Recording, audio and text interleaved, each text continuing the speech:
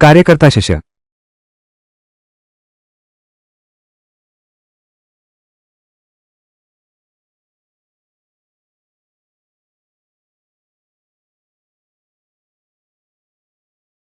अगर मैं भी एक दिव्य बन सकता तो कितना अच्छा होता। दुर्भाग्य से मेरी प्रगति बहुत धीमी है, मेरी प्रतिभा बहुत कम है, इसलिए संप्रदाय ने मुझे भेज दिया है इस कार्यकर्ता आश्रम में काम करने के लिए। लेकिन कोई बात नहीं, ये चपरासी शिष्य, वो भी एक अमर संप्रदाय का शिष्य है।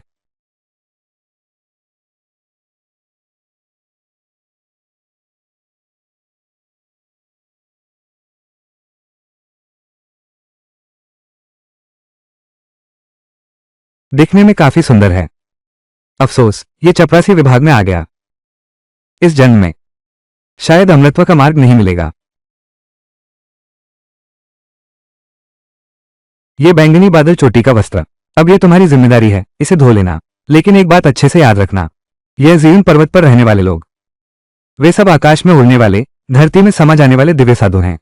इन दिव्य साधुओं से मिलते समय अपनी आंखें खुली रखना और सतर्क रहना। हाँ, और मीठा बोलना। अगर तुमने देवता को नाराज कर दिया तो तुम्हारी जान बचने वाली नहीं। सुन रहे हो? हाँ।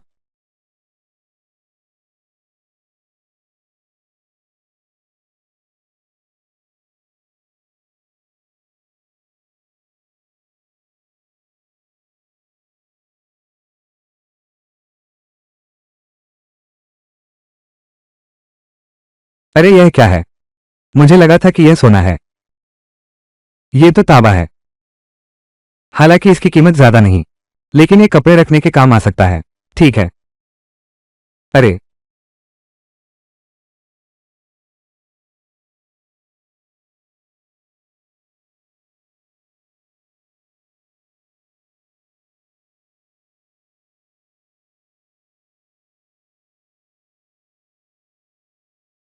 अजीब है ये कपड़ा। क्या इसमें कुछ अलग नहीं लग रहा?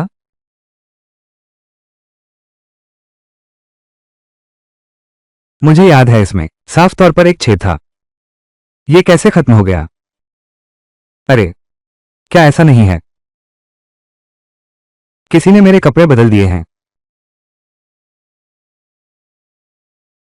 नहीं, नदी किनारे से यहां तक ज्यादा दूर नहीं है, ज्यादा से ज्यादा आधा घंटा। रास्ते में ये कपड़े, ये किसी और के हाथ से भी नहीं गुजरा है। अरे छोड़ो भी, शायद मैं बहुत थक गया हूं और गलत याद कर रहा हूं।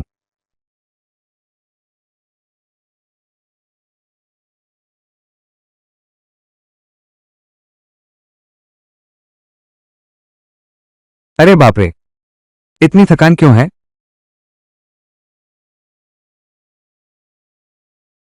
कौन है? कौन है? कौन है? झाग मुखिया। अरे आज का काम बहुत अच्छा हुआ। यह जीवन पीक है। यह कर्मचारी आंगन के शिष्यों के लिए भत्ता है। 10 साल की आध्यात्मिक फल, हर एक को 5। दोनों कैसे हैं?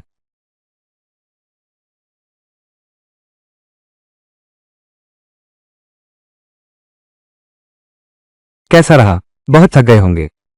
बस तुम मेरी बात मान लो।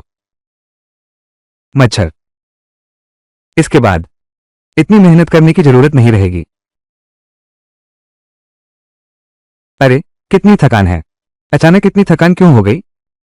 झांक सर, अगर आपको कोई और काम नहीं है तो मैं अब आराम करूंगा। ये बदचलन औरत इज्जत नहीं समझती। छोड़ो भी, ये 3 फल ब्याज के तौर पर रहने दो। साधना संसार में लोगों के दिल बहुत खतरनाक होते हैं। मेरी शक्ति बहुत कम है। अगर मैं अपनी साधना न बढ़ा सका तो मेरा अंत बहुत दुखद होगा।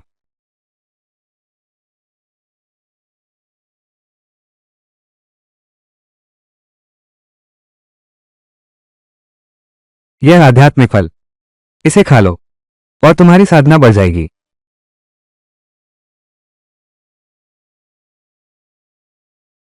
आध्यात्मिक फल जितना पुराना होता है, उसमें जितनी अधिक आध्यात्मिक शक्ति समाहित होगी।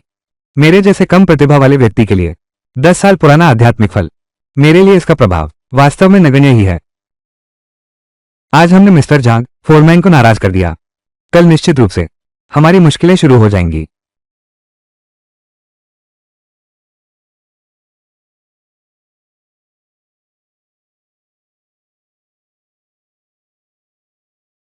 छोड़ो, मैं नहा कर सोता हूं। ये फल मैं कल के लिए रखता हूं।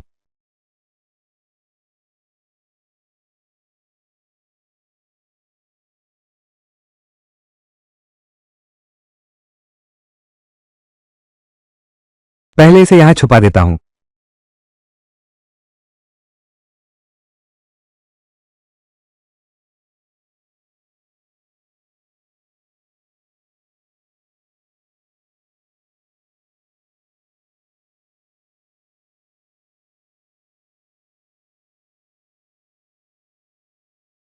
बहुत नींद आ रही है।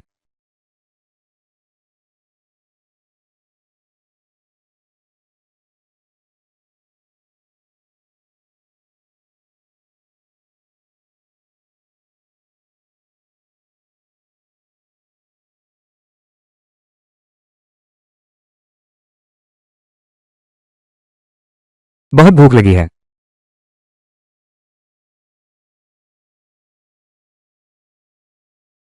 क्या मैंने कल दो फल छुपाए नहीं थे? मैं ये फल खा ही लेता हूं। पेट भर लेता हूं।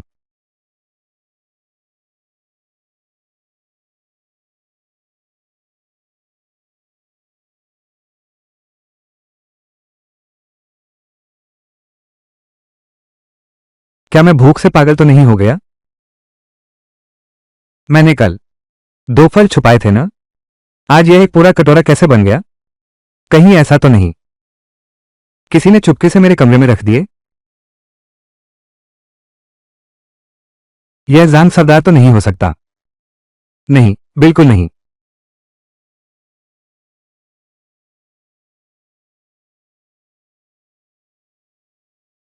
यह 10 साल का आध्यात्मिक फल नहीं है। यह तो 100 साल वाला है। यह 100 साल का आध्यात्मिक फल जान सरदार के पास इतने कैसे हो सकते हैं? और वो मुझे देता भी नहीं।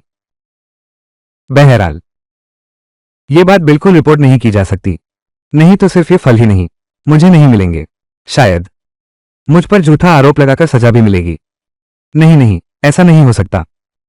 लेकिन ये फल भी तो बहुत ज्यादा हैं। ये तो बहुत भड़कीले दिख रहे हैं।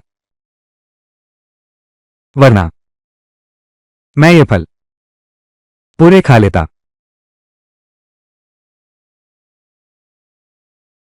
हाँ,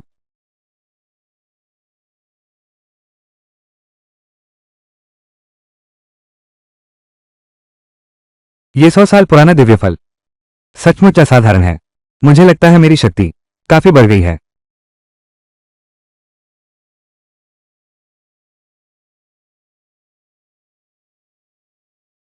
नहीं, ये फल तो बच्चे पैदा कर रहा है।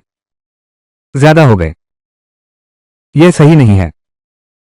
ये बर्तन है।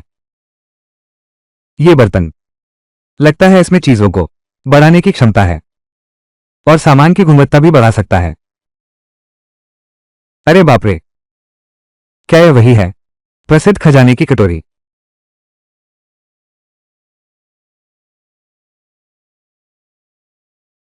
पता नहीं चलना चाहिए।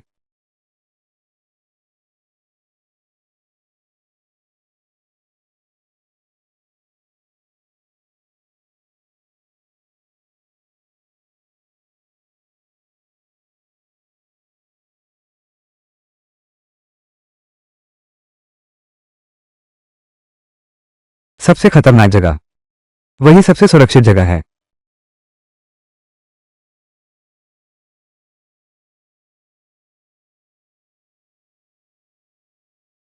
छोटी कटोरी, जब मैं भविष्य में अभ्यास करने में सक्षम हो जाऊंगा मैं तुम्हें अपना स्वामी मानने दूंगा। उस समय मैं तुम्हें वापस शरीर में ले लूंगा।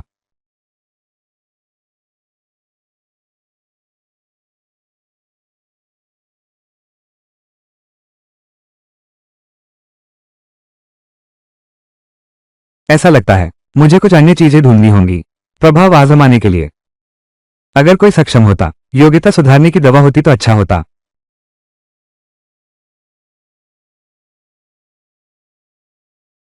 ये जीवन फैंग की गंदी कपड़ों की ढेर। यह इतनी ज्यादा कैसे हो गई? कल ही तो सब धोया था, आज फिर से भेज दिए।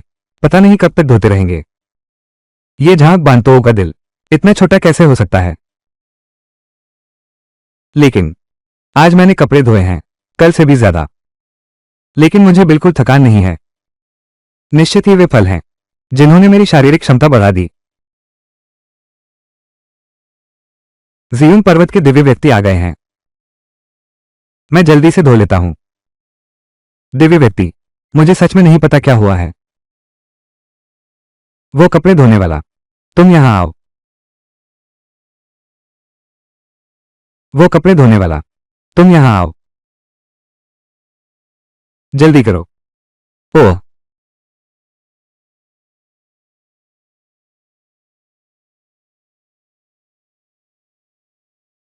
मैं जीवन पर्वत की अप्सरा श्वांगरू हूं। तुम वही हो जो कल कपड़े धोने वाला नौकर था। हाँ, दिव्य व्यक्ति, हम दोनों जीवन पहाड़ के शिष्य हैं। तुमने केवल मरम्मत क्यों की? बहन जोहो के कपड़ों की, और मेरे कपड़ों की मरम्मत नहीं की। क्या तुम मुझे तुच्छ समझते हो? नहीं। महान साधु, आपसे निवेदन है। मैं एक तुच्छ व्यक्ति हूं। मैंने किसी के कपड़े नहीं सिले। ओह, तो तुम्हारा मतलब है बहन जो झूठ बोल रही हैं। क्या तुम जानते हो कि देवता पर झूठा आरोप लगाना कितना बड़ा अपराध है? यह तो झूठा आरोप है। मैं ऐसी हिम्मत नहीं कर सकता। क्या देवता को यह अधिकार है कि साधारण लोगों के साथ इस तरह मजाक करें?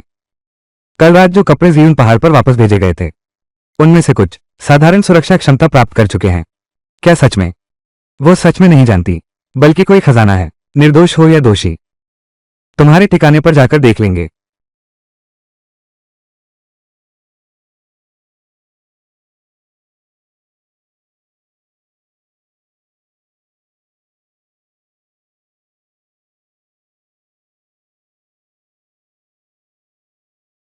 क्या बदकिस्मती है, क्या अशुभ है।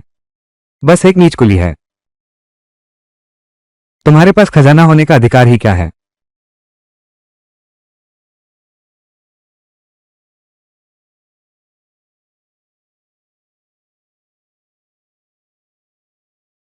नीच लड़की, मुझे लगता है तुम मुझे तुच्छ समझती हो। जानबूझकर मेरे कपड़े नहीं सिल रही। अगर ऐसा ही है तो ओवसिए जांग, इस कुत्ते को बाहर खींच ले जाओ। काटकर कुत्ते को खिला दो। थोड़ा समझदार बदल लो। महान साधु कृपा करें। मैं रोज सैकड़ों कपड़े धोता हूं। कपड़े सिलने का वक्त सच में नहीं है। छोटी बहन, तुम क्या कर रही हो? इस बार फिर किसी को क्यों सताया? बड़ी बहन, तुम आ गई। यही है वो छोटा सा शिष्य। वो मेरी कोई इज्जत नहीं करता। वो मेरे कपड़े सिलता तक नहीं। छोटी बच्ची, मुझे माफ करना। मेरी यह छोटी बहन हमेशा से गुस्सैल स्वभाव की रही है। महान साधु, कृपया न्याय करें। ये छोटा सा नौकर, मैंने कभी भी देवताओं का अपमान करने की हिम्मत नहीं की है। फिर यह कैसे संभव है कि मैं देवताओं को तुच्छ समझूं? वो तो बस एक नीच काम करने वाला है, और मुझे उससे माफी भी मांगनी है। मर गया तो मर गया। छोटी बहन, इन देवताओं की नजरों में एक साधारण नौकर का जीवन, क्या वो भी जीवन नहीं है?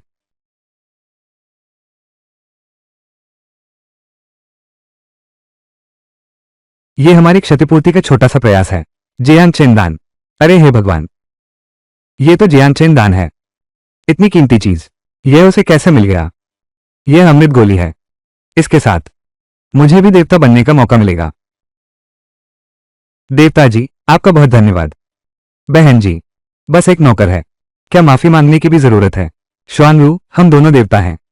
साधारण मनुष्यों के साथ कर्म संबंध कम करो। ये तो आवश्यक ही है। इस मामले को यहीं समाप्त करते हैं। अब और कुछ कहने की आवश्यकता नहीं। टीम, हे दिव्य महात्मा, आपका अत्यंत धन्यवाद।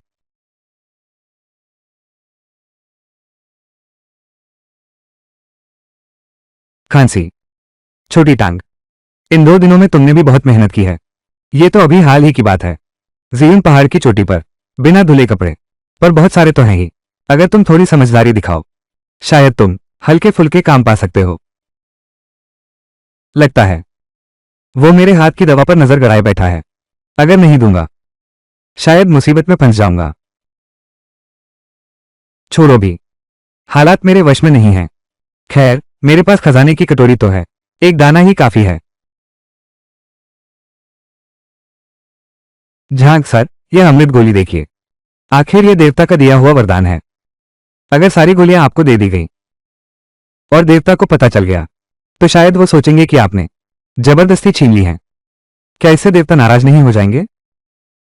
ठीक है, ऐसा करते हैं। मैं यह एक रख लेता हूं, बाकी ये दोनों तो सब जान सरदार जी को भेंट करूंगा। बस इतनी आस है जान सरदार जी, आप बड़े हैं, हमारी छोटी गलती मत देखिए। मुझ जैसे छोटे आदमी से तकरार न कीजिए, मेरे हिस्से हल्का फुल्का काम ही रखिए। अरे रे, मैंने तुम्हें गलत नहीं समझा था, तुम ही सही हो। ठीक है, आज तुम आराम करो, कल मेरे पास आना, मैं तुम्हारा प्रबंध करूंगा। धन्यवाद झांक बॉस।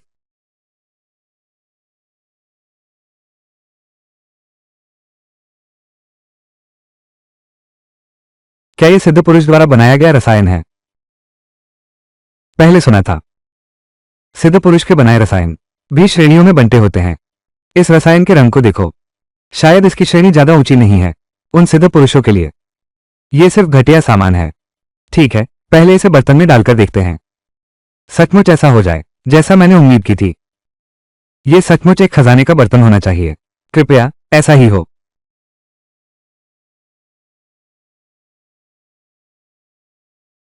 यह खराब तो नहीं हुआ होगा? अगर खजाने का बर्तन सचमुच असली है, तो इसकी सुगंध बाहर फैल सकती है। इसे ढकना होगा।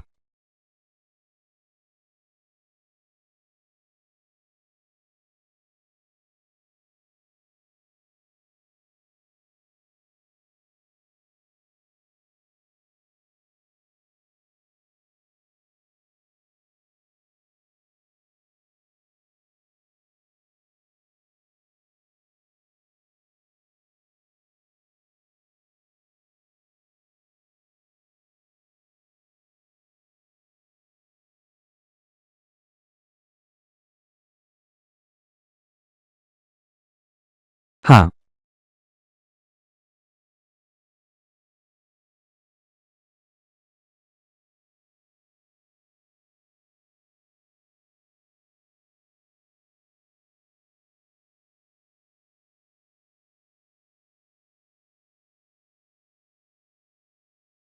यह खजाने का कटोरा है। यह सच में खजाने का कटोरा है। मैंने इसमें कल रखा था। यह तो घटिया धूलोदी गोली थी। मुझे उम्मीद नहीं थी। यह उन्नत हो गया है। उत्तम कोटि की निर्मल गोली। इन निर्मल गोलियों के साथ तो मैं अपनी प्रतिभा सुधार सकूंगा, अपनी क्षमता बढ़ा सकूंगा, ताकत बढ़ा सकूंगा। अब मुझ पर कोई अत्याचार नहीं करेगा। तुम्हारा शुक्रिया।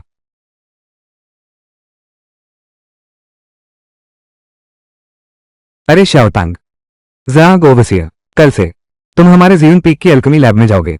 वहां की सफाई का जिम्मा संभालोगे। जब कोई एल्केमिस्ट आएगा, तुम उनकी सहायता करोगे।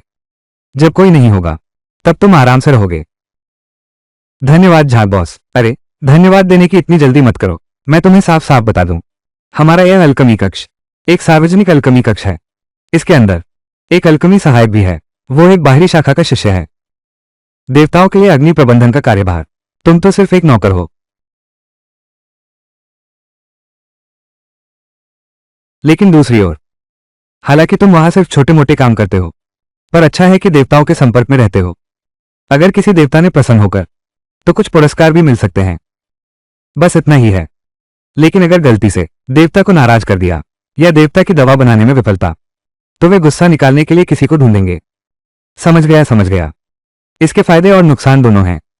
अगर मैं वास्तव में भाग्यशाली रहा, मैंने दिव्य महात्मा से कुछ पुरस्कार प्राप्त किए हैं, मैं निश्चित रूप से इसे नहीं भूलूंगा। श्रीमान झांग, आपने मुझे जो प्रशिक्षण दिया है, अगर मैंने दिव्य महात्मा को नाराज किया है, तो इसका श्रीमान झांग से कोई संबंध नहीं है।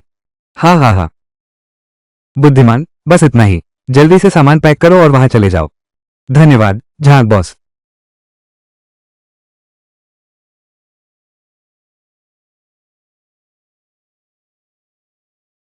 तुम नए आए हुए नौकर शिष्य हो, है ना? जी हाँ, मैं हूं सुल्तान। इधर आओ। बचे हुए वो गोले मैंने कई परतों में लपेटकर बंडल में रखे हैं। क्या उसने पता लगा लिया?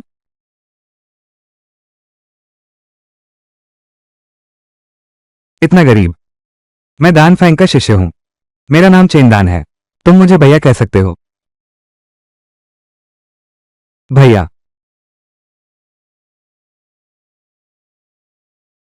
5 दिन बाद। जुवान यू जैनरिंग हमारे यहाँ दवा बनाने आ रहे हैं, और वो भी क्यूई गोलियां बना रहे हैं।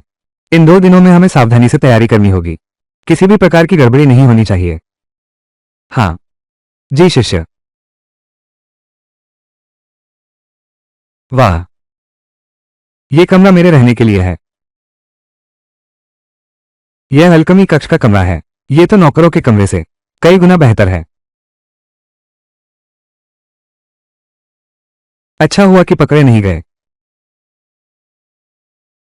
लेकिन इन 2 दिनों के अनुभव के मुताबिक तो ये छोटा बर्तन न सिर्फ चीजों की गुणवत्ता बढ़ा सकता है, और अगर पर्याप्त समय मिले,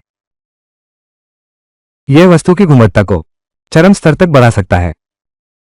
जैसे यह निर्मल गोली। पिछली बार इसे खाने के बाद शरीर हल्का महसूस हुआ। बहुत सारी अशुद्धियां निकल गईं। तो मैं इन 2 दिनों में बस अपने शरीर को थोड़ा और सुधार लो।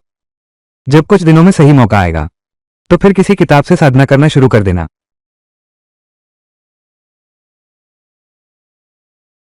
यही है असली दिव्य व्यक्ति। मैंने महान ज्ञानी श्री जुवानियों को देखा है। इतनी औपचारिकता की जरूरत नहीं है।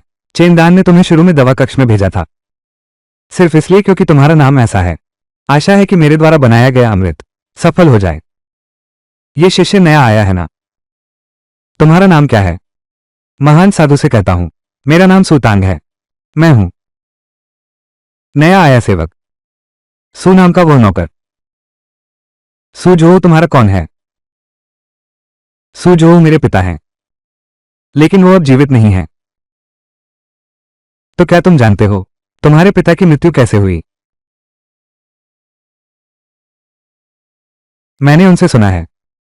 कहते हैं कि राक्षस के काटने से मर गया। विस्तार से मुझे नहीं पता। छोड़ो भी। साधक तो आसमान और धरती से लड़ते हैं। कौन जाने किस दिन बाहर ही मर जाएं। चलो हम अमृत बनाने चलें।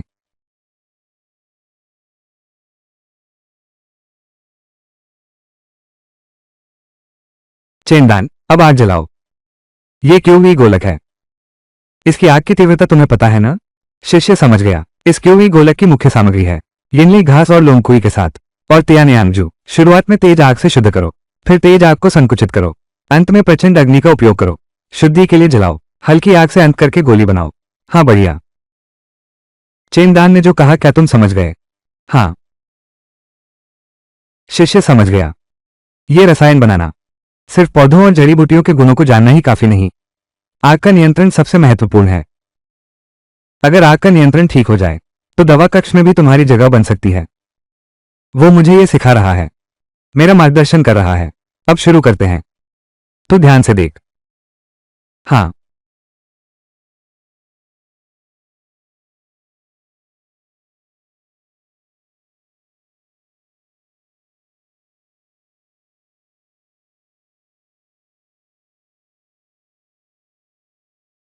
लगभग हो गया। लड़के, जल्दी आंच कम करो। अब धीमी आंच पर करो। हाँ हाँ हाँ हाँ। हो गया। बूढ़ा आ गया है। बहुत अच्छा। ये तो सोचा नहीं था। ये बैच तो सीधे 12 क्यूई गोलियां निकली। आज की औषधि निर्माण तुम दोनों ने कड़ी मेहनत की। ये क्यूई गोलियां, ये तुम्हारा इनाम है। तुम इसे स्वीकार करो। धन्यवाद महात्मन। ये 2 किताबें तुम संभाल कर रखो। ये मूल अभ्यास विधियां हैं। एक मूल अल्कमी विद्या है। शायद तुम्हारे कुछ काम आए। धन्यवाद महात्मन। मैं आखिरकार अभ्यास शुरू कर सकता हूं।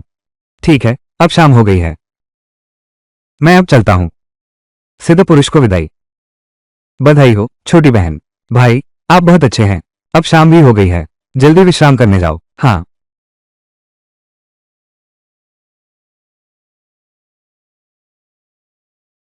बहुत बढ़िया। आखिरकार मैं अभ्यास कर सकता हूं। पता नहीं ये खजाना कटोरा क्या तकनीक को उन्नत कर सकता है?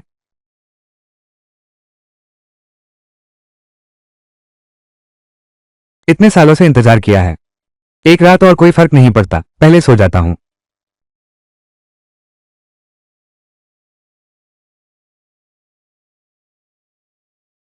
सो जाओ।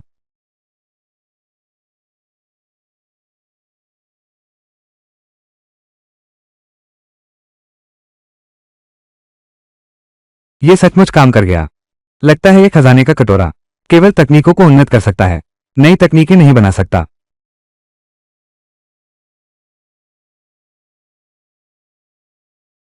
ये पंचतत्व रहस्यमय मंत्र लगता है उच्च स्तरीय है। यह मुझे सचमुच 5 प्रकार की आत्मा साधने देता है। और ये दानजिंग, इस पर लिखी अल्कमी विधियां और दवा का ज्ञान इतना संपूर्ण कैसे हो सकता है? शायद ये किसी महान शक्ति की विरासत से कम नहीं।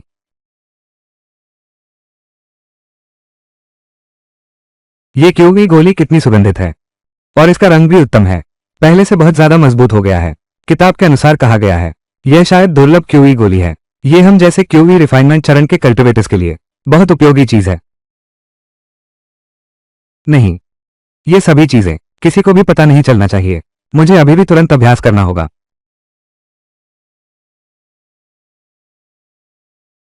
ये कौशल वास्तव में असाधारण है। और यह क्यूई एकत्रीकरण गोली, ये प्रभाव, इसने मुझे कम समय में ही रिफाइनिंग क्यूई पहली परत तक पहुंचा दिया। एक साधारण इंसान से एक कल्टिवेटर बना दिया।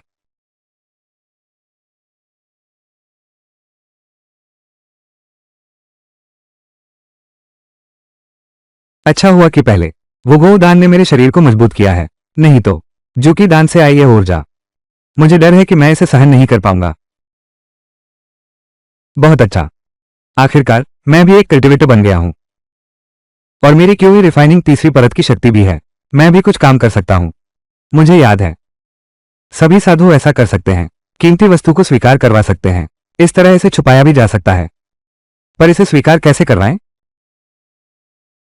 अरे हाँ, बचपन में पिताजी ने सिखाया था ना, एक चेतनायुक्त जादुई वस्तु रिक्तबिंदु से स्वामित्व स्थापित होता है।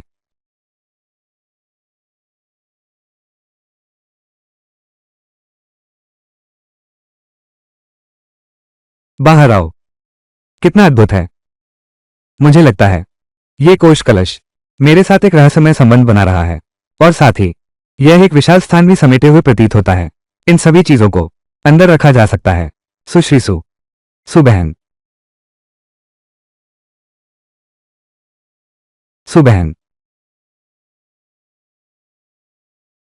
बहुत बुरी खबर है, कुछ भयानक हुआ है। शिष्य भैया, क्या हुआ है? इतना घबराए क्यों हो? महान साधक जुबानदे की पोती, परियों की रानी शॉन्गरू हमारे यहाँ दवा बनाने आ रही हैं। अगर हम उसकी मदद नहीं कर पाए तो हमारी मुसीबत बहुत बड़ी हो जाएगी। हाँ, अब बस करो, जल्दी चलो। श्वांगू देवी से मिलिए। तुम हो? ये औरत पिछले कुछ दिनों की तरह कैसे? कुछ बदल सा गया है। मैंने देवियों को देखा है। क्या तुम धोबीघर का वो मजदूर नहीं हो? तुम यहाँ रसायनशाला में कैसे आ गए? यह जांग मुखिया की व्यवस्था है। जांग मुखिया ने कहा था, उन्हें डर था कि मैं धोबीघर में देवियों के कपड़े फिर से खराब कर दूंगा। मुझे लगता है तुमने मेरी बड़ी बहन द्वारा दिया गया स्वर्ण पिल्ला उस ओवसिया झाग को दे दिया ताकि वो तुम्हारे लिए यह आरामदायक काम तय कर दे। देवी बुद्धिमान है। बिल्कुल सही, मैंने ठीक ऐसा ही किया है। यदि ऐसा नहीं होता तो मेरी जान सचमुच खतरे में होती। ये बेशकीमती चीज का दोष मैं समझता हूं। चलो अब दवा बनाते हैं। आज मैं पहली बार दवा बना रही हूं। तुम सब सावधानी से सेवा करो। अगर आज मैं ये गोली नहीं बना पाया, यह उत्तम प्राण संचार गोली तुम सबकी खैर नहीं। देवी शुंगरू, कृपया हमें माफ कर दो। यह अद्वितीय गोली बनाना बेहद मुश्किल है। इतने सालों से औषधालय में काम करते हुए मैंने कभी श्रेष्ठ गुणवत्ता वाली दिव्य औषधि नहीं देखी। उत्तम गुणवत्ता वाली दवाएं भी 10 में से एक नहीं बचती। इस पर भी चर्चा न करें कि कभी न देखा गया अद्वितीय प्रकार। इसके अलावा यहां दवा बनाने आने वाले ज्यादातर का भट्ठा फट जाता है। आप तो जानबूझकर मुझ जैसे छोटे व्यक्ति को मुश्किल में डाल रहे हैं। क्या आपका मतलब यह है कि मैं ये गोली नहीं बना सकती? मेरा मतलब यह नहीं था देवी शुंगरू, मैं बस कह रही थी ये गोली बनाने का काम, इसमें असफल होने की संभावना होती है। बस हो गया, मैं ये सब सुनना नहीं चाहती। क्या तुम्हारा नाम चिंदान नहीं है? चंदन सिंह चंदन, आज तुम यहां हो। मुझे यकीन है कि मैं ये गोली बना लूंगा। ठीक है, जल्दी शुरू करो। अगर मैं ये गोली नहीं बना पाया तो मैं तुम्हें जिम्मेदार ठहराऊंगा।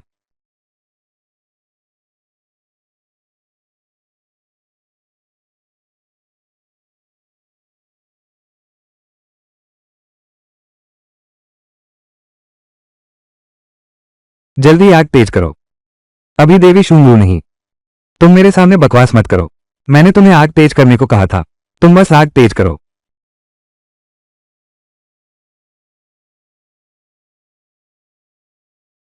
नहीं, उसकी दवा का असर अभी शुद्ध नहीं हुआ है। इतनी जल्दबाजी। डर है कि बनने वाली गोली उच्च स्तर की नहीं होगी। ये गोली बनती हुई दिख रही है। जल्दी करो। वो इतनी बेसब्री क्यों दिखा रही है? सुतांग, तुम बाहर जाकर पीछे की ओर चलना, फिर बाएं मुड़ जाना। मेरे लिए कुछ लकड़ी ले आना। याद रखना, नाशपाती की लकड़ी के बड़े लट्ठे चाहिए। बिल्कुल गलती मत करना। शिष्यों, यहां तो अभी भी कुछ है। जाओ जब कहा जाए। इतनी बकवास मत करो, जल्दी जाओ। जी।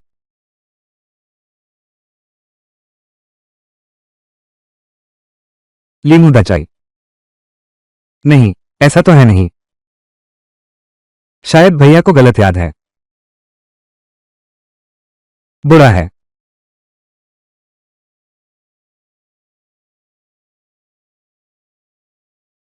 गुरु भाई, बस करो। आदमी मर चुका है। मैं बूढ़ा जुबानदे हूं। तुम तुम वही हो जो दवाघर में काम करता है, लगता है। गुरु भाई ने जानबूझकर ऐसा किया। मुझे बाहर बुलाने वाला, वरना मरने वाला। सिर्फ एक ही नहीं होगा। महान साधु, आपसे कह रहा हूं। यह नम्र सेवक। जी हां, रसायन कक्ष का कामगार हूं। मुझे तुमसे एक काम करवाना है।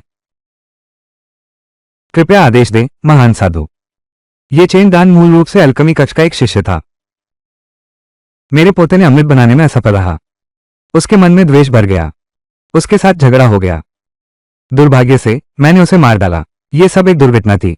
मैंने पहले ही उसे दंडित कर दिया है। बाद में वो मंदिर के द्वार के बाहर लंबे समय तक घुटने टिकेगी। ये गलती से हत्या कैसे हो सकती है? बहुत दुख की बात है। चेन भाई इतने अच्छे इंसान थे और ऐसे ही चले गए। मुझे उनका एहसान चुकाने का मौका भी नहीं मिला। अगर कोई पूछे तो तुम्हें पता होना चाहिए कि क्या कहना है और क्या नहीं कहना। हाँ, तुम्हें इतना दुखी होने की भी जरूरत नहीं। ये चेन दान की मौत तो भाग्य में ही लिखी थी। उसका कोई रिश्तेदार या दोस्त नहीं है। ये शव तुम ही कहीं दफना दो। मैं इसे जीवन पहाड़ की तलहटी में नहीं दफना सकता। इस अमृतत्व के संसार में बिना शक्ति के तुम सिर्फ एक चींटी हो। आगे चलकर मैं अवश्य बनूंगा एक महान साधक जिसे कोई दबाने की हिम्मत ना करे। चिंता मत करो भैया।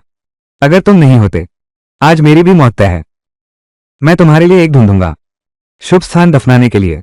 धिक्कार है तुम नीच लोगों की वजह से। न सिर्फ मेरा अमृत बनाने का काम बर्बाद हुआ, बल्कि मुझे सजा भी मिलेगी। चेन शिष्य, मैं तुम्हारा जीवन ऋणी हूं। जब मेरी क्षमता परिपक्व हो जाएगी, मैं निश्चित रूप से तुम्हारा बदला लूंगा।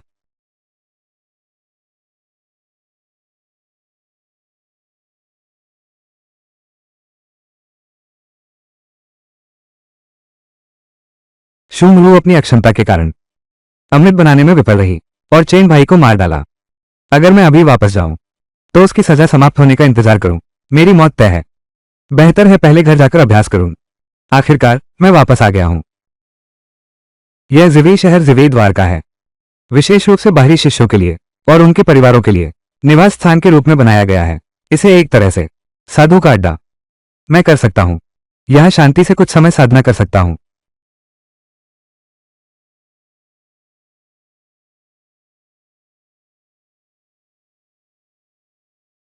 आखिरकार मैंने रिफाइनमेंट की 8वीं परत पार कर ली। पहले वे सब कहते थे मेरी साधना प्रतिभा कमजोर है। असल में कारण यह था कि मेरे पास 5 आध्यात्मिक जड़ें हैं। बस इतना नहीं सोचा था। ये पांचों आध्यात्मिक मूल अलग अलग 5 डेंटियान खोल सकते हैं। इस तरह से मेरी आध्यात्मिक ऊर्जा का भंडार आम लोगों से 5 गुना है। लेकिन प्रशिक्षण गति भी बहुत धीमी है। कोई आश्चर्य नहीं कि वे कहते हैं मेरी आध्यात्मिक जड़ शायद बेकार है। तो ये शारीरिक गुण इतना संसाधन खपत करता है। लेकिन अच्छा है कि मेरे पास खजाने का कटोरा है। दुर्भाग्य से अब की ची केंद्रित गोलियां और शुद्धता की गोलियां मेरे लिए ज्यादा उपयोगी नहीं है। मुझे बाहर जाकर कुछ अन्य आध्यात्मिक पत्थर ढूंढने चाहिए। मुझे याद है, आध्यात्मिक पत्थर ऐसा लगता है कि उन साधकों के बीच सबसे अधिक इस्तेमाल किया जाता है। कई चीजें आध्यात्मिक पत्थर से खरीदी जा सकती हैं। शायद हमें ढूंढना चाहिए।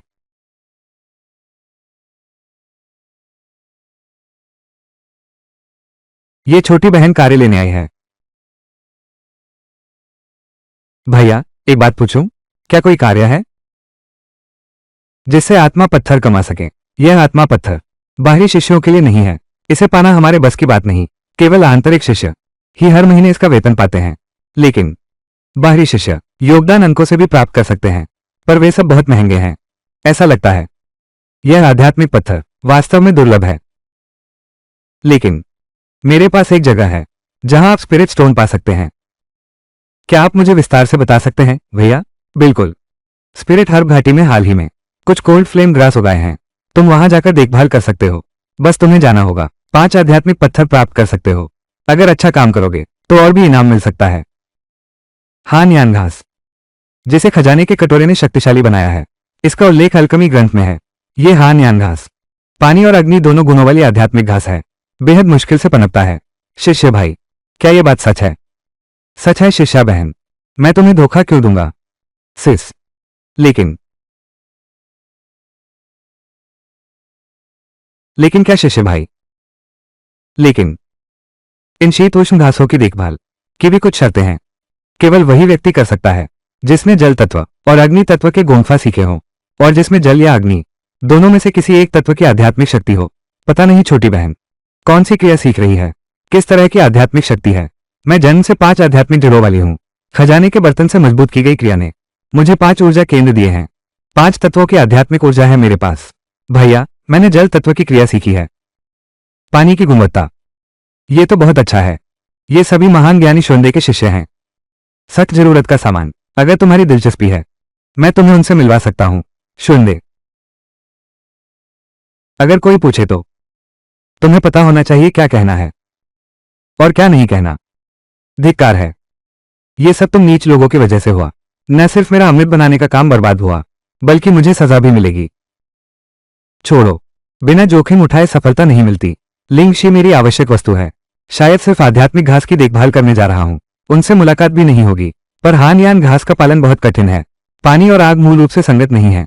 साधारण साधक एकल आध्यात्मिक शक्ति के होते हैं। दूसरे गुण से आसानी से प्रभावित हो जाते हैं। गंभीर मामलों में नींव भी क्षतिग्रस्त हो सकती है। यह व्यक्ति कभी भी इसके फायदे और नुकसान नहीं बताता। डर है कि उसकी मंशा कुछ खोटी ही होगी। छोटी बहन, ओह, सौभाग्य से मेरे पास पंचतत्वों की आध्यात्मिक ऊर्जा है। ये शीत अग्नि घास मुझ पर कोई असर नहीं डालती। पहले हाँ कह देते हैं, फिर देखेंगे। तो भैया, आप ही रास्ता दिखाइए। इस तरफ से आइए। हाँ। वो छोटी बहन, डर है कि उसका हाल बुरा होगा। अपनी मूर्खता का दोषी वो खुद है। वे 5 आध्यात्मिक पत्थर थे। किसका मन नहीं ललचाएगा? पर उसे खर्च करने के लिए जीवित भी तो रहना चाहिए। अरे दोनों भैया, तुम्हारे इन शब्दों का क्या मतलब है? यह आत्मा पत्थर कमाने का काम है। मैं भी तो जाना चाहता हूं। बस डर है कि जाने का मौका मिले पर लौटने का न मिले। पहले भी काफी लोग गए थे। किस्मत वाले ही वापस आ पाए। लेकिन उनकी नींव पहले ही खराब हो चुकी है। उस व्यक्ति से सुना है वे आंतरिक शिष्य पहले उन्हें आध्यात्मिक पत्थर देते हैं ताकि वे अच्छे से काम करें।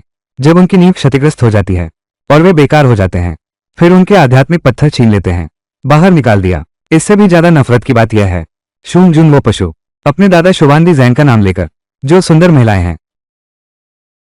हाय, ये छोटी बहन, शायद इस बार जाना बहुत बुरा संकेत है। लिंग याओ घाटी का छोटा भाई, वरिष्ठ भाई शीदुई। वरिष्ठ भाई, जिस जल तत्व वाले छात्र की तुम्हें तलाश थी वो मिल गया है। ये हमारी छोटी बहन है। पानी की प्रकृति वाली आत्मा शक्ति का अभ्यास करता हूं। हाँ। अकेले क्यों हो? क्या मैंने तुम्हें और लोग ढूंढने को नहीं कहा था? बड़े भाई, तुम भी जानते हो हाल ही में बातें फैल गई हैं। कोई भी तैयार नहीं है। छोड़ो फिर, ऐसे ही सही। हे, ये छोटी बहन, मेरे साथ चलो। शुक्रिया बड़े भाई। विदा होते हैं बड़े भाई। यह आध्यात्मिक औषधि घाटी सभी शिखरों के वरिष्ठ और मुख्य शिष्यों द्वारा आध्यात्मिक औषधियां उगाने की जगह है। यह है, यही वो जगह है जहां हान यान घास उगाई जाती है। कुल 3200 पौधे हैं। ये शीर्ष श्रेणी की द्वितीय श्रेणी की दिव्य घास है। ये सब फ्रॉस्ट मशरूम परी की चीजें हैं। वो औरत फिर से, खैर, आत्मा पत्थर ज्यादा जरूरी है। चेन शिष्य भाई का बदला मैं जरूर लूंगा। तुम अपनी आध्यात्मिक ऊर्जा इस साधना पत्थर में डालो। अगर ऊर्जा पर्याप्त है तो तुम यहां रह सकते हो।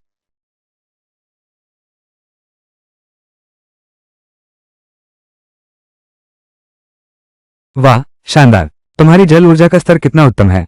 ये तो उच्च श्रेणी तक पहुंच गया है। छोटी बहन की माया शक्ति वाकई में असाधारण है। भैया, आप बहुत प्रशंसा कर रहे हैं। मैं तो बस भाग्यशाली हूं। तुम मेरे साथ शूंग भैया से मिलने चलो। भैया शूंग शूंग जून शिष्यव्रता देजहीन रियल पसंद के पोते हैं। शूंग रू परी की छोटी बहन है। शूंग रू परी अब वो फाउंडेशन बिल्डिंग चरण में प्रवेश करने वाली हैं। ये आध्यात्मिक घास शूंग शिष्यव्रता को संभालने के लिए दी गई थी। क्या वो महिला फाउंडेशन बिल्डिंग करने वाली है? लेकिन मेरे पास जुबाव पिन है। बस संसाधन होने चाहिए। मैं भी जल्दी पकड़ सकता हूं। तुम्हें आश्चर्य नहीं होना चाहिए। जैसे परी शूंग रू ऐसी प्रतिभाशाली प्राणी बस 10 साल के अभ्यास से वह आधार निर्माण तक पहुंच गई। लेकिन अगर तुम 2-3 दशक और कठिन अभ्यास करो तो एक दिन आधार निर्माण कर ही लोगे। 10 साल में आधार निर्माण। लेकिन मैंने तो कुल मिलाकर सिर्फ 1 साल का अभ्यास किया है और अब तक क्यूबी रिफाइनिंग की 8वीं परत तक पहुंच गया हूं। लगता है कि इसी को कहते हैं प्रतिभाशाली। ये भी बस इतना ही है। बेशक अगर तुम समझदार हो और शूंग भैया का साथ पकड़ लो शायद कम कर सकते हो। शायद सिर्फ 10-20 साल, तभी आधार बना पाओगे। अफसोस मैं औरत क्यों नहीं हूं। भैया, आप मजाक कर रहे हैं। शूंग जून भैया वो कितने महान व्यक्ति हैं। मैं तो एक साधारण इंसान हूं। उनका साथ पाना मेरे बस की बात नहीं। बहन, तुम भी अपने आप को कम मत समझो। बस इतना याद रखना, अगर कभी तरक्की हो गई। भैया, मेरी सिफारिश मत भूलना। जरूर याद है।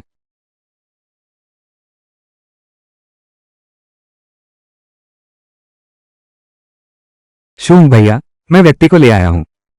बस एक ही व्यक्ति क्यों है? क्या तुम्हें नहीं पता? मेरी बहन अभी बंद कक्ष में प्रवेश कर रही है आधार स्थापना के लिए। ये बैच ठंडी गर्म घास का है। इसे 7 दिनों में पकना ही होगा। क्या वो अकेली यह कर पाएगी? शूंग भैया, आपको पता नहीं है। ये सुषमित शुद्ध जल प्राण की धारक है। उसके होते बस एक ही काफी है। छोड़ो, काम पूरा होने के बाद निपटा लेंगे। पहले दीदी की आधार निर्माण करवाना जरूरी है। इस तरह मेरा शूंग परिवार जीवी द्वार के भीतर निश्चित रूप से और ऊंचाइयों को छुएगा। छोटी बहन, ये तुम्हारा पारिश्रमिक है। ये बैच हान यान घास का। हमें इसकी सख्त जरूरत है। तुम्हें इसे पूरे मन से पालना होगा। 7 दिन बाद इस बैच हन्यान घास के पकने का पूरा ध्यान रखना। अगर तुमने इसे अच्छे से संभाल लिया तो मैं दादाजी से अनुरोध कर सकती हूँ कि तुम्हें बाहरी द्वार का शिष्य बना दें। शुक्रिया भैया, मैं इसे पूरी लगन से पालूंगा। और एक बात, लिंगयाओ घाटी का टोकन है। इस टोकन के साथ तुम लिंगयाओ घाटी में आ जा सकते हो और जीवेई द्वार में भी। बाकी सब मैं वांग लिए को भेजूंगा। वो तुम्हें सूचित करेगा। हट जाओ।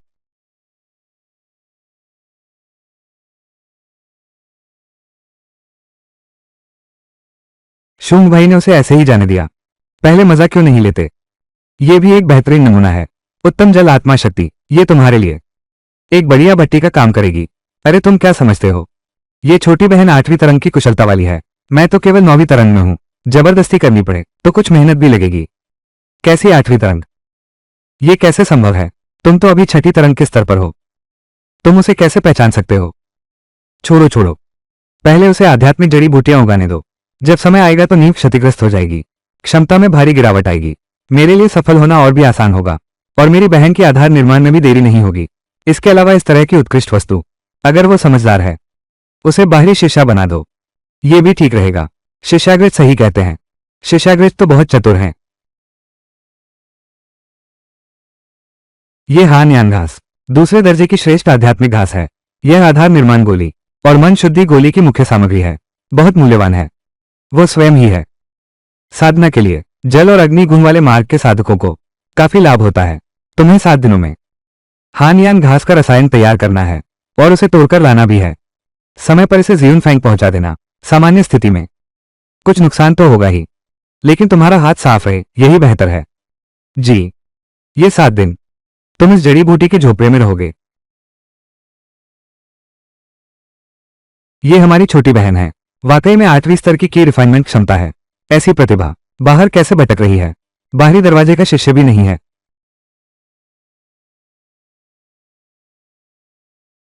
मेरे पास 5 तत्वों की आध्यात्मिक ऊर्जा है। शायद इससे नींव अस्थिर नहीं होगी। सुरक्षित रहने के लिए मैं अभी भी पानी और आग की आध्यात्मिक शक्ति का उपयोग करूंगा। एक साथ संचार करो। इस तरह से शायद नहीं होता। दूसरी शक्ति का प्रवाह आधार को प्रभावित करता। वाकई काम कर रहा है। और यह हान यान घास और तेजी से परिपक्व हो रही है। इसी तरह चलता रहा तो ये 3 दिन में ही पककर तैयार हो गया है।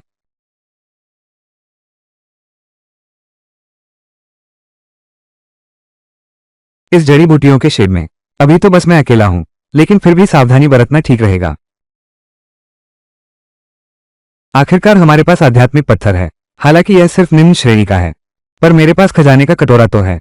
पता नहीं क्या तुम मेरे लिए कितने आध्यात्मिक पत्थर ला सकते हो।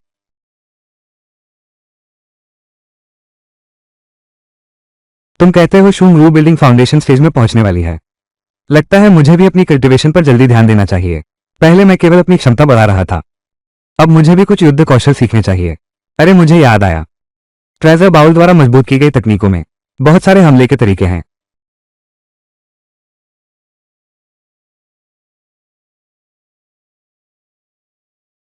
अरे ये पंचतत्व मुद्रा बहुत अच्छी है। हमला और रक्षा दोनों एक साथ। आगे बढ़ो तो हमला, पीछे हटो तो रक्षा। पहले इस पंचतत्व मुद्रा का अभ्यास करते हैं।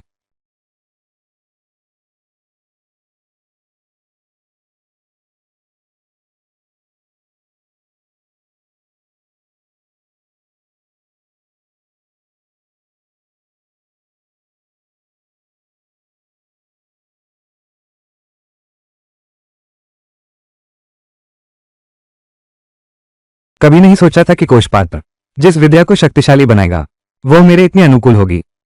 ये रात भर की साधना है। 5 आत्माएं पहले से ही मानव बन चुकी हैं।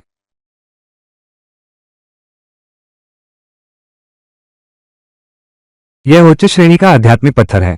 निश्चित ही यह निम्न श्रेणी के पत्थरों से बेहतर है।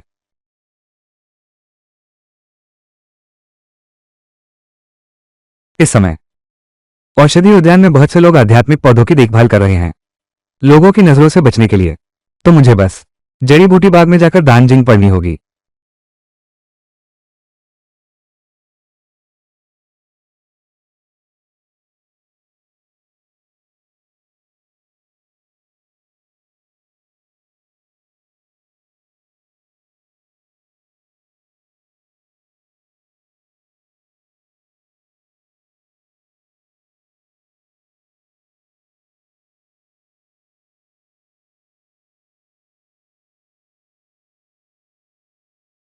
लगभग हान यान घास पककर तैयार हो जाएगी। नहीं, उन्होंने मुझे 7 दिन का समय दिया है। अगर मैंने जल्दी काम पूरा कर दिया तो शक पैदा करेगा। छोड़ो भी, पहले जड़ी बूटियां ले लो। समय आने तक इंतजार करो, फिर जीवन पहाड़ी पर जमा कर देना।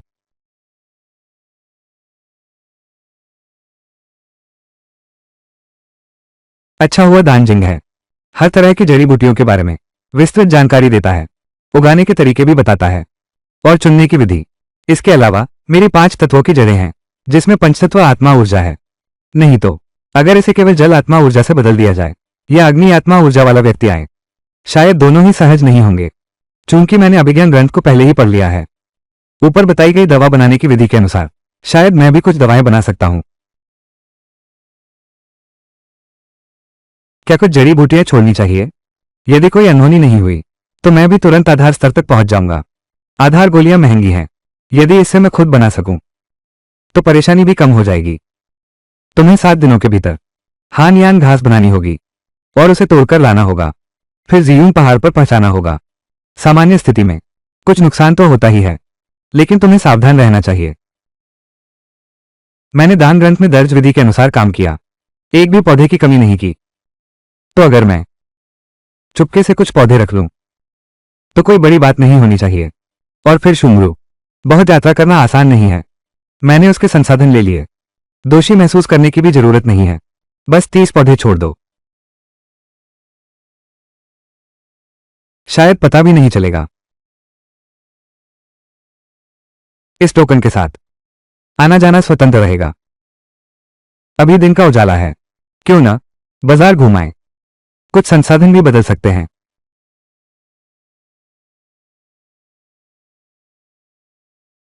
आराम से देखो, आराम से पूछो। अरे देवी, आओ आओ आओ आओ। आराम से देखो, आराम से पूछो। मेरे सामान की गुणवत्ता उच्च है और कीमत भी सस्ती है। मालिक, ये भंडारण थैला कितने का है? भंडारण थैला निम्न स्तर के 10 सिक्के, मध्यम स्तर के 20 सिक्के, यह उच्च कोटि का है। 50 सिक्के। तुम इतने महंगे हो। तो ये क्यूई गोली कैसे बेचते हो? देवी, क्या नजर है? ये क्यूई गोली 12 गोलियां। ऐसे ही सस्ता देता हूं। ये लो। 100 निम्न श्रेणी के स्पिरिट स्टोन। 100 निम्न श्रेणी के स्टोन। मालिक, ये एनर्जी गोलियां। ये बस औसत दर्जे का ही है। ये 100 निम्न श्रेणी के आध्यात्मिक पत्थर। ये थोड़ा महंगा है ना? देवी, आप तो विशेषज्ञ हैं। चूंकि आप कहते हैं कि मैं विशेषज्ञ हूं, तो मेरे पास कुछ उत्तम गुणवत्ता वाले क्यूई संग्रह गोलियां हैं। मालिक, क्या आप लेंगे? मेरे पास कुछ उत्तम गुणवत्ता वाली क्यूई केंद्रित गोलियां हैं। मालिक, क्या आप लेंगे? उत्तम गुणवत्ता। हाँ। कितनी है? मेरे पास 10 है। ज्यादा बोलना ठीक नहीं होगा। 10 दाने। बेहतरीन किस्म। हाँ। ऐसे ही। चूंकि देवी, इतनी बड़ी दरियादिली मैं तुम्हें देता हूं। 500 निम्न श्रेणी के आध्यात्मिक पत्थर कैसे रहेंगे? अरे अरे, देवी रुकिए। आओ आओ आओ आओ। मालिक, मैं भी आपसे छिपाता नहीं। मैं हर महीने एक बार में उत्तम गुणवत्ता वाली दवा बन सकती है। यदि आप ईमानदारी से सौदा करना चाहते हैं, तो आपको एक ईमानदार कीमत देनी चाहिए। चूंकि देवी इतनी स्पष्टवादी हैं, तो ठीक है। 1000 निम्न श्रेणी के आध्यात्मिक पत्थर। सौदा पक्का। बहुत अच्छा।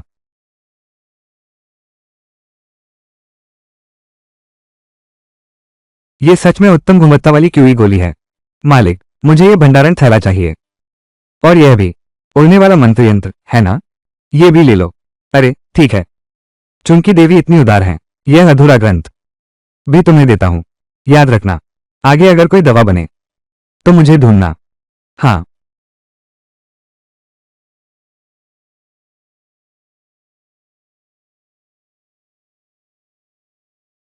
लगता है उन्हें पता नहीं चला कि मैं बाहर गया था। पहले इन चीजों को सब कुछ अपग्रेड कर लो।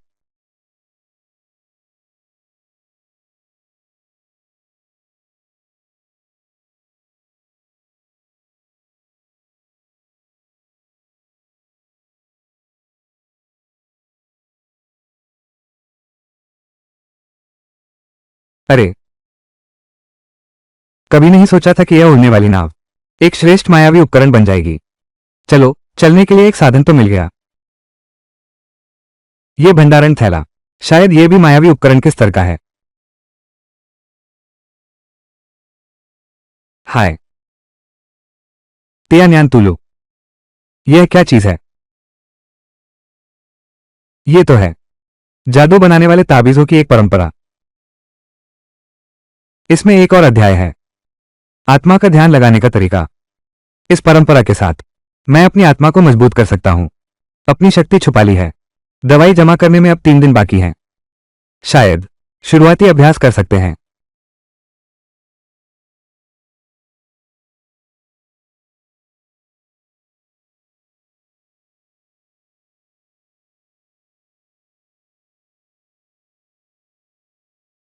क्या यही मानसिक शक्ति है?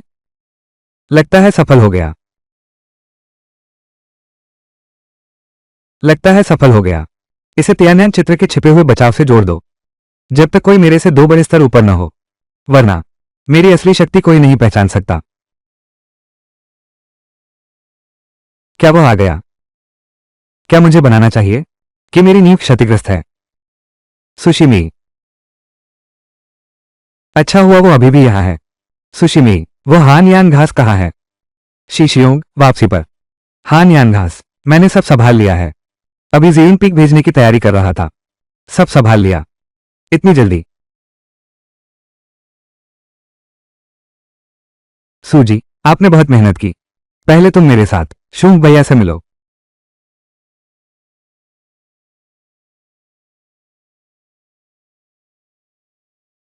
शुंग भैया, मैं व्यक्ति को ले आया हूं। शुंग भैया, जूनियर बहन, तुम्हें क्या हुआ? धन्यवाद भैया, आपकी चिंता के लिए। मैं ठीक हूं, बस वापस जाने की जरूरत है। कुछ दिन आराम करने से सब ठीक हो जाएगा। बहन, पहले हन्यान घास मुझे दो, मैं गिनती कर लूं। भैया, जवाब दे रहा हूं। इस बार हन्यान घास की कटाई हुई है। कुल मिलाकर 3100, 1170 पौधे। तुमने क्या कहा? कितने पौधे? तुम क्या कह रहे हो? बर्बाद हो गया। क्या ये ज्यादा ले लिया? वाह, अच्छा अच्छा अच्छा। छोटी बहन, तुम सचमुच असाधारण प्रतिभा हो। तुमने बर्फ अग्नि घास के नुकसान को इतना कम कर दिया। ये है, कम ले आया। धिक्कार है। दान जिंग में भी इसका कोई उल्लेख नहीं है। ये तो सामान्य क्षति है। शिष्य भाई, आपने बहुत प्रशंसा कर दी।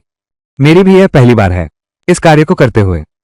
सामान्य हानि कितनी होती है ये पता नहीं है, इसलिए थोड़ा सावधान रहा। डर लग रहा था ज्यादा नुकसान होने पर सजा मिलेगी। हाँ, सही कहा, बस थोड़ा भाग्य अच्छा था, बस इतना ही। अरे वाह छोटी बहन, तुम बहुत विनम्र हो। इस हनियान घास को पाना बेहद मुश्किल है। थोड़ी सी भी लापरवाही और यह बेकार हो जाती है। आमतौर पर 3000 पौधों में से कम 500-600 खराब हो ही जाते हैं। छोटी बहन, तुम में सचमुच कुछ खास काबिलियत है। छोटी बहन, यह वाला मैंने तुम्हारे लिए मांग कर लाया है। बाहरी शिष्य का टोकन।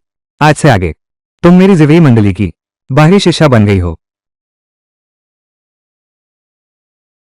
आज से आगे तुम अब मेरे जिवेई द्वार के बाहरी शिष्य बन गए हो। शिष्य भाई, आपका बहुत धन्यवाद। हाँ, मुझे उम्मीद नहीं थी इतनी सुखद अनपेक्षित खुशी भी मिलेगी। बाहरी शिष्य बन गया हूं, अब मैं और भी काम कर सकूंगा। छोटी बहन, इन हान-यान घासों को मेरी बहन के पास जियून पीक के निवास पर भेज दो। शूंग वू के निवास पर जाओ। अगर उसने पहचान लिया तो मेरी जान बचने की उम्मीद कम है। वो फाउंडेशन बिल्डिंग की तैयारी कर रही है, कम से कम 12वीं परत भी। रिफाइनिंग क्यूई का चरम। मैं अभी 8वीं परत पर हूं। 4 परतों का अंतर है। मैं उसकी प्रतिद्वंद्वी कैसे बन सकती हूं? इतना झिझक क्यों रही हो? जल्दी जाओ। कोई फिक्र नहीं, कोई बात नहीं। पहले वहां पहुंचो फिर देखेंगे। हाँ,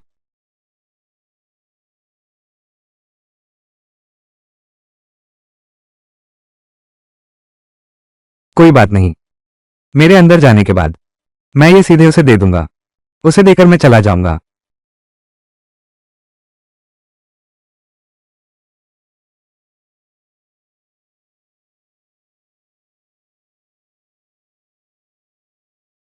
मैं यहां श्वांगू देवी को जड़ी बूटियां देने आया हूं। ये देवी श्वांगू देवी अभ्यास कक्ष में गई हैं। क्या मुझे उनका यहां इंतजार करना होगा? यदि देवी को कोई जरूरी काम है तो कृपया इस नौकर को सौंप दें। तो बहुत धन्यवाद। देवी की सेवा कर पाना इस नौकर का सौभाग्य है।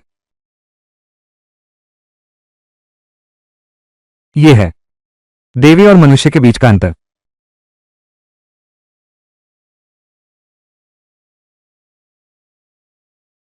सुशिमी, तुम कहां जा रहे हो? तुम कहां जा रहे हो? शूंग भैया, वानशिके, बस विश्राम करने वापस जा रहा हूं। अरे सूजी, इतनी जल्दी मत जाओ। भैया, शिके, भैया, इसका क्या मतलब है? सुशी, मुझे लगता है तुम्हें काफी चोट लगी है। क्यों ना मैं तुम्हारी जांच करूं? बस एक छोटी सी चोट है। भैया, आपको परेशान करने की जरूरत नहीं है। सुतांग, इतनी शान दिखाने की जरूरत नहीं है। अभी तक कोई नहीं कर पाया है। बार बार मेरा इनकार कर रही हो। अरे वांग लिए, उसे पकड़कर रखो मेरे लिए। काम पूरा हो जाए उसके पास की 5 आध्यात्मिक पत्थर तुम्हारे होंगे। वरिष्ठ भाई, अगर तुम्हें स्पिरिट स्टोन चाहिए तो मैं सारे स्पिरिट स्टोन तुम्हें देता हूं। मुझे जाने दो। कैसा रहेगा? कैसा रहेगा? कुछ भी नहीं रहेगा। आज मुझे तुम्हें पकड़ना ही होगा और तुम्हारी जड़ी बूटियां चुनने की कला भी सब मेरी होगी। आजकल मैं भी बाहरी शिष्य हूं। भैया ऐसा कर रहे हैं, क्या आपको डर नहीं कि दूसरे जान जाएंगे? चिंता मत करो। तुम्हारी बदौलत इस सुनसान जगह पर आकर यहां कुछ भी हो जाए किसी को पता नहीं चलेगा। फिर बात करते हैं। समझ गया। पता है वो क्या कर सकता है? मेरे दादाजी। लेकिन जेन मास्टर जुआनदे, मुझ पर कौन हाथ उठा सकता है? निकम्मा, तुम भी ऐसे ही हो। ये कैसे संभव है? तुम्हें चोट नहीं लगी, नींव भी नहीं हिली। ये कैसे हो सकता है? तुम्हारे पास सच में और खजाना है।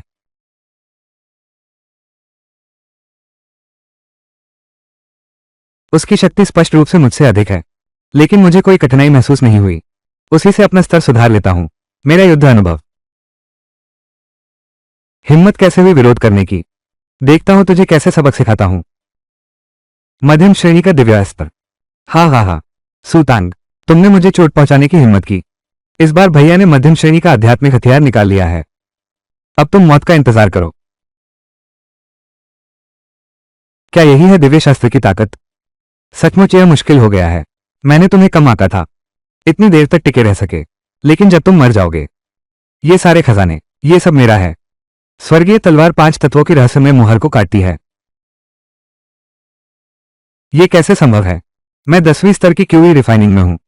तुम केवल 8वें स्तर की क्यूई रिफाइनिंग में हो। मैं तुमसे हार कैसे सकता हूं?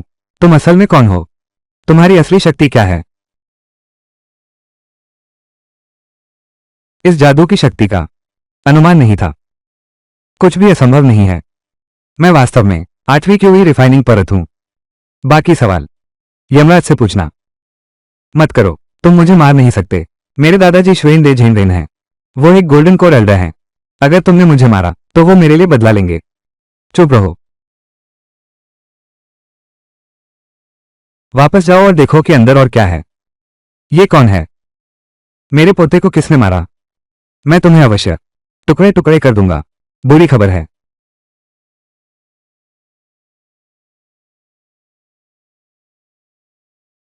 आखिरकार कौन है?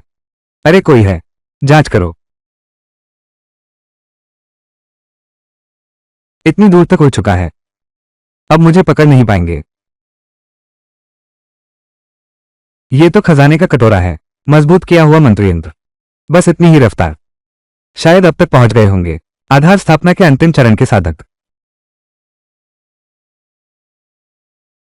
लेकिन मैंने अभी शूंग जुन को मारा है। इन कुछ दिनों में डर यह है कि वे मुझे ढूंढने के लिए हर तरफ लोग भेजेंगे। मुझे तैयारी करनी होगी। कुछ समय के लिए एकांत में साधना करूंगा। तूफान थमने तक छिपा रहूंगा। हाय, पहले बाजार जाकर कुछ सामान खरीदता हूं। अब तो मेरे लिए जी क्यू दान का असर न के बराबर रह गया है। शायद कोशिश करनी चाहिए। दान जिंग में शेंगलिंग दान, पता नहीं यहां है या नहीं। साथ ही हाथ में मौजूद हान यान घास भी बेच सकते हैं। ये साथी धर्मी क्या खरीदना चाहेंगे? मालिक, तुम ये हान यान घास लेते हो क्या? हान यान घास बेशक लेते हैं। हान यान घास तो बेसिक फाउंडेशन पिल बनाने की एक मुख्य सामग्री है। बस निकालना मुश्किल है, बहुत अधिक खपत होती है। पता नहीं साथी, तुम्हें कितना देना है? लगभग 1300 पौधे। इतना ज्यादा? साथी, बाजार भाव के अनुसार हान यान घास एक उपभोग्य सामग्री है। एक पौधे के लिए अधिकतम 3 आध्यात्मिक पत्थर। तेरे पास से 1300 पौधे हैं। मैं तुझे 3900 आध्यात्मिक पत्थर दूं, ठीक है? मैं तुझे 3900 आध्यात्मिक पत्थर दूं, ठीक है? ठीक है, बस यही करते हैं। अच्छा, एक और बात है। तुम ये क्या तुम्हारे पास शेंगलिंग डैन है? शेंगलिंग डैन, ये तो बहुत दुर्लभ चीज है। हालांकि इसका असर जू की डैन से बेहतर है, लेकिन इसे बनाना बहुत मुश्किल है। अक्सर 10 बैच में से एक भी नहीं बन पाता। इसलिए लोग जू की डैन ही पसंद करते हैं। संघनित और प्राण संघनन गोली का उपयोग। आत्मा उन्नयन गोली मेरे पास नहीं है, लेकिन आत्मा उन्नयन गोली बनाने की जड़ी बूटियां मेरे पास कुछ हैं। तो मुझे वो जड़ी बूटियां दे दो। ठीक है, जरा रुको। साधु मित्र, ये है वो जड़ी बूटियां जो आपको चाहिए। तुम्हारे साथ हान यान घास बेचकर बचे हुए आध्यात्मिक पत्थर। तुमने जो औषधीय सामग्री खरीदी है उसका खर्च निकाल दिया गया है। बाकी सब इसके अंदर है। ठीक है, बहुत धन्यवाद। साथी, धीरे से जाओ। अरे ये साथी, मेरे इन तावीजों को देखो। वो दवा खरीदने वाला मालिक है। यह अग्नि तावीज है। बस आध्यात्मिक शक्ति डालकर सक्रिय करो। इसकी शक्ति आधार निर्माण चरण के एक प्रहार के बराबर है। महत्वपूर्ण समय में जान भी बचा सकता है। ठीक है, त्यान्यान ग्रंथ में ताबीज बनाने का भी ज्ञान है। बस कुछ सामग्री की कमी है। मालिक, क्या दाम है इस चीज का? इसकी ताकत जबरदस्त है, आपातकाल में जान बचा सकती है। मेरे पास भी बस यही एक है। ऐसे ले लो। 500 आध्यात्मिक पत्थर, सौदा पक्का। लेकिन कुछ और चीजें मुफ्त में दो। ताबीज बनाने के सामान। कोई बात नहीं।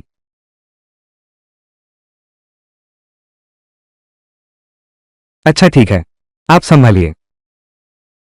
साथ ही धीरे चलना। इस समय में अच्छे से एकांत में साधना करनी होगी। अपनी शक्ति को मजबूत कर लो। जब बाहर का हंगामा शांत हो जाए, फिर बाहर जाओ। लाभ देखो।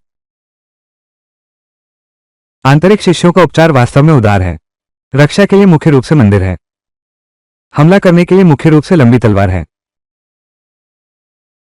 एक और औषधि भट्ठी है। इस लंबी तलवार को छोड़कर ऐसा लगता है कि ये दोनों जादू के उपकरण हैं। ये सब नीच दर्जे के हैं। अच्छा हुआ उस समय उसे मौका नहीं दिया। इस बहुमूल्य मीनार को प्रकट करो, नहीं तो बड़ी मुसीबत हो सकती थी। ये आंतरिक शिष्य संसाधन पहले से ही इतने समृद्ध हैं, फिर भी सताते हैं हम बाहरी शिष्यों को। यह अमृतत्व का संसार सचमुच ताकतवर का राज है। बहुत दुखद है।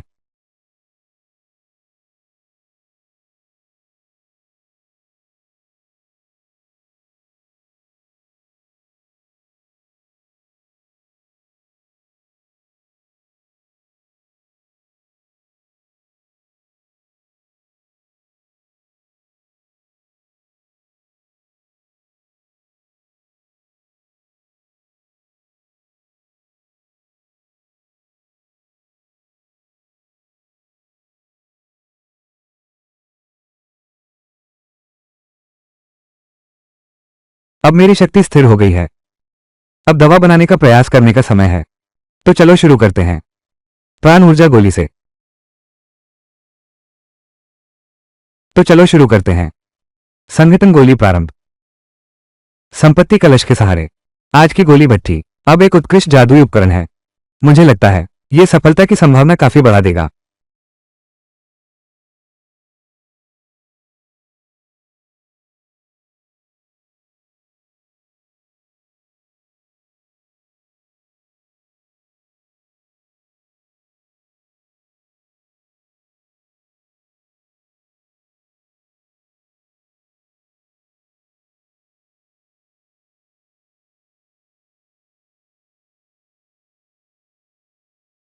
हो गया।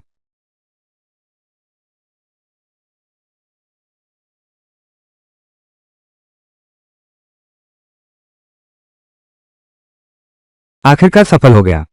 यह अलौकिक गोली बनाने की विधि वास्तव में अद्भुत है। पहली बार बनाया, और वो उच्च श्रेणी की गोली है। अब आगे आती है उन्नत आत्मा गोली।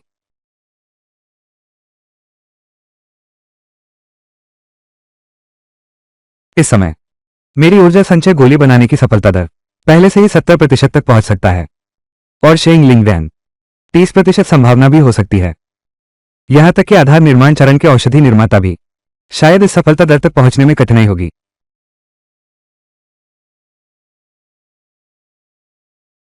अपनी क्षमता बढ़ाना जारी रखो।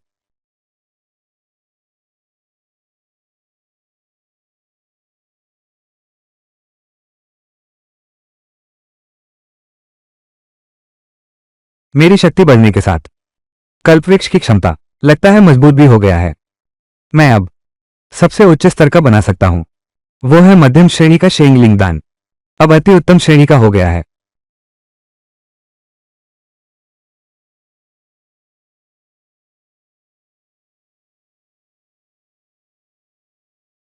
कहानी की शुरुआत एक ऐसे किरदार से होती है जो बाहर से साधारण दिखता है, लेकिन परिस्थितियां उसे बार बार कठिन फैसले लेने पर मजबूर करती हैं। परिवार, सम्मान और रिश्तों के बीच उलझा हुआ यह सफर अचानक तब बदल जाता है जब उसके सामने साजिशों और विश्वासघात की सच्चाई खुलने लगती है। यही मोड़ उसकी जिंदगी को एक नई दिशा देता है और कहानी को संघर्ष से भरे रोमांचक रास्ते पर आगे बढ़ाता है। और जब दावत शुरू होने वाली थी, ली पेई ने अटारी से शियाओ हुआइजिन को देखा था। इसका मतलब है कि हत्यारा कोई और है। एक गुप्त रिपोर्ट शियाओ हुआइजिन के बारे में तुरंत लाई गई। ली पेई ने ज्यादा नहीं सोचा और वो झांक की जांच में फिर से जुट गई। जल्द ही उसने अनपेक्षित रूप से पाया कि उस ऊंचे घास के नीचे एक रहस्य छिपा था। एक छिपा हुआ तहखाना उसकी आंखों के सामने आ गया। गहराई से खोज के बाद सच्चाई धीरे धीरे सामने आने लगी। गांव हाव के जलने की वजह ये थी कि जमीन के नीचे पहले से ही उलझे हुए फ्यूज बिछे हुए थे। गांव हाव की आग वास्तव में नीचे से शुरू हुई थी, लेकिन जब उन्होंने सुरंग का पीछा करते हुए जांच की तो उन्हें सिर्फ आधी मुहर मिली। तभी वूरेन ने जियो हुआई जिन की जानकारी खोली, और जानकारी के अनुसार यह सुरंग की स्थिति है। काउंटी मालिक मेरी बेगुनाही साबित कर सकते हैं। मैंने कभी नहीं सोचा कि तुमने किया है। जैसे ही जियो हुआइजिन ने जाने की तैयारी की, ली पेई ने उन्हें रोक लिया। उन्हें इस मामले की जांच में साथ आने के लिए आमंत्रित किया। जब जियो हुआइजिन ने मना कर दिया, ली पेई ने बताया कि जियो हुआइजिन को भोज से पहले गुप्त रूप से महल में बुलाया गया था और उसने यक्ष को देखने के बाद जी मिन की तीव्र दृष्टि से जल्दी से तंत्र के बिछावन को समझ लिया। लेकिन शियाओ हुआइजिन जाने पर अड़ा था। तभी एक दरबारी सम्राट का मौखिक संदेश लेकर आया। ताइशी ब्यूरो का उप प्रमुख शियाओ हुआइजिन फूचान काउंटी की राजकुमारी ली पेई के साथ मिलकर इस मामले को सुलझा सकते हैं। फिर उसने शिंग पैलेस में स्वतंत्र प्रवेश का टोकन भी निकाल लिया। लेकिन बॉक्स खोलने के बाद कागज पर लिखा था, सितारों से चुनी हुई लड़की। ये ठीक वैसी ही स्थिति थी जब सम्राट और शियाओ हुआइजिन के बीच हुई थी। कुछ समय पहले सम्राट को एक संभावित खतरे की चेतावनी मिली थी, इसलिए उन्होंने शियाओ हुआइजिन को नियुक्त किया पीछे के व्यक्ति को ढूंढने के लिए। और शियाओ हुआइजिन के हाथ पर जो निशान है वो जलने से बना हुआ निशान ही है। शियाओ हुआइजिन जानना चाहता था सम्राट और ली पेई के बीच क्या संबंध है, लेकिन ली पेई ने ज्यादा कुछ नहीं कहा। फिर दोनों ने अलग अलग काम करने का फैसला किया। शियाओ हुआइजिन बारूद के स्रोत की जांच करेगा, जबकि ली पेई महल में खोज जारी रखेगी। ली पेई ने सभी महल रक्षकों को बुलाया और बाल्टी पर तेल लगाने के बारे में पूछा। अचानक पता चला कि ताइलान लियुदेई गायब है। लोग तुरंत खोज में लग गए। आखिरकार ली पेई ने एक जलते हुए कमरे में चांद को खोज निकाला। जैसे ही ली पेई ने कमरे में कदम रखा, दरवाजा बंद हो गया। तभी आग से बना एक चील उस पर झपटा, यहां तक कि उसकी मां का रूप भी धारण कर लिया। उसने उसे भ्रमित करने की कोशिश की। सौभाग्य से उसके सहयोगी समय पर आ गए और उसे जगा दिया। इस समय उन्होंने भी खोज लिया मारे गए देई को, लियुदेई के हाल ही में मारे जाने के तथ्य को जोड़ते हुए। ली पेई ने अनुमान लगाया कि उसकी हत्या इसलिए हुई क्योंकि उसने तुंग तेल मलाई का इनाम प्राप्त कर लिया था और सहयोग से ली पेई वहां आ गई। चोर ने खिड़की से भागकर दरवाजा बंद किया और धुआं छोड़ा। उसी समय शियाओ हुआइजिन भी मायावी जाल में फंस गया। वो बार बार एक ही जगह के दृश्य में प्रवेश कर रहा था। जब तक उसने आकाश में तारों को नहीं देखा, तभी अचानक उसे आभास हुआ वो मायावी दुनिया से बाहर आ गया। तभी एक काले कपड़ों वाला व्यक्ति चुपके से नजदीक आया। सौभाग्य से गु लिंगजो समय पर आ गया और उसे बचा लिया। असल में ली पेई को शियाओ हुआइजिन की सुरक्षा की चिंता थी। चुपके से उसने संरक्षण के लिए लोग भेजे। दूसरी ली पेई वानशुन के कमरे में आई। वानशुन का शव अभी तक शांत नहीं हुआ था। दी गई वस्तुएं हटा दी गई थी नौकरों के मुंह से। उसे पता चला कि वानशुन जीवित रहते हस्तशिल्प बनाकर महल के खर्चे चलाती थी। उस समय वानशुन और कुवी मानशु एक साथ थी।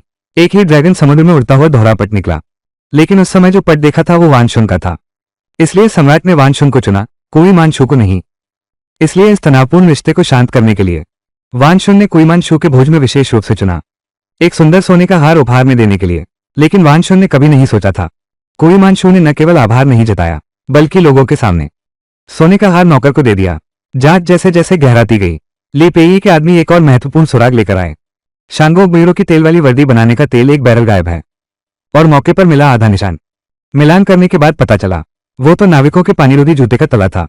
इस खोज ने ली पेई को एहसास कराया अपराधी ने भागने के रास्ते के रूप में जलमार्ग चुना हो सकता है। इसलिए वो और उसके आदमी तीन तरफ से पानी से घिरे यानशो जिले की ओर तेजी से बढ़े। हालांकि यानशो जिले जाते समय रास्ते में ही उनकी मुलाकात शियाओ हुआइजिन से हुई। शियाओ हुआइजिन भी महत्वपूर्ण जानकारी लेकर आया था। उसे शहर के बाहर वो दुकान मिली जो बारूद बेचती थी। उस आदमी ने दुकान के बाहर दुकानदार से बात की थी, लेकिन शियाओ हुआइजिन ने तारों को देखने के अपने ज्ञान का उपयोग करके चंद्रमा की छाया के आधार पर यह निर्धारित किया कि अपराधी की ऊंचाई लगभग 6 फीट है। खरीदारी का समय देखते हुए अब रात की पाबंदी लग चुकी थी, इसलिए अपराधी आसानी से यान फैंग नहीं छोड़ सकता था। यही कारण है कि वे यहां आए हैं। इसी बीच गोल्डन गार्ड भी खबर सुनकर वहां पहुंच गए, मामले को सुलझाने में उनकी सहायता करने के लिए। विश्लेषण के बाद अपराधी नाले के पास छिपा हो सकता है। वहां एक अलग आंगन है, इसलिए हमने अलग अलग कार्यवाही की। लेकिन जब शियाओ हुआइजिन अकेले कमरे में गया तो उसने एक भयानक लाश देखी। जिन्हों वे के लोग आवाज सुनकर आए और उसे जल्दी से नियंत्रित कर लिया। इसका उससे कोई लेना देना नहीं है। मैं उसका पीछा कर रहा था। उसके पास अपराध का समय नहीं था। ली पेई के कमरे में आने के बाद झेन ने पाया कि मृत व्यक्ति वही था, वानशुन से दुश्मनी रखने वाली कुई मानशु। वेई रेन ने मौके का बारीकी से निरीक्षण किया और पाया कि यह पहले जैसा ही था। ऊंची चट्टान के नीचे का निशान एक जैसा है। जिन्हों वी के लोग तुरंत स्थिति की जांच करने का फैसला करते हैं और शियाओ हुआइजिन को भी एहसास होता है कि ली पेई को उस पर शक है। वो जल्दी से नक्शा निकालकर समझाता है कि उसने नक्शे पर देखा है इस घर का कोई स्थान नहीं है, इसलिए वो जांच करने आया है। ये हत्या का मामला देखकर मैं हैरान रह गया।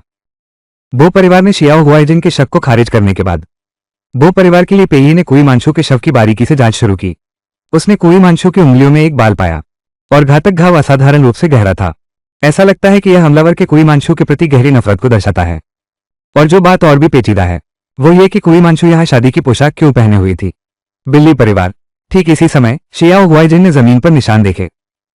शेर परिवार एक गुप्त दरवाजा खोज निकाला। एकल परिवार दोनों उस गुप्त दरवाजे से होकर एक रहस्यमय कमरे में पहुंचे। एकल परिवार पाया कि यह जगह बारूद छिपाने का ठिकाना थी। एकल परिवार अब तक सारे सुराग साफ हो चुके थे। एकल परिवार दोनों ने अगले दिन कुईमांशु के घर जाने का फैसला किया। एकल परिवार उम्मीद थी कि वहां नया सुराग मिलेगा।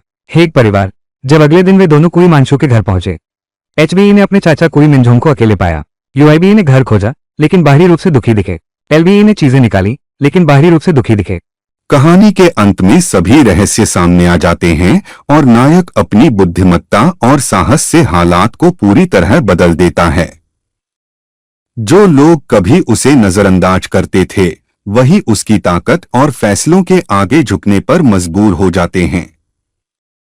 अंततः वह न सिर्फ अपना सम्मान वापस हासिल करता है बल्कि यह भी साबित करता है कि सच्चाई और आत्मविश्वास के दम पर हर मुश्किल को हराया जा सकता है।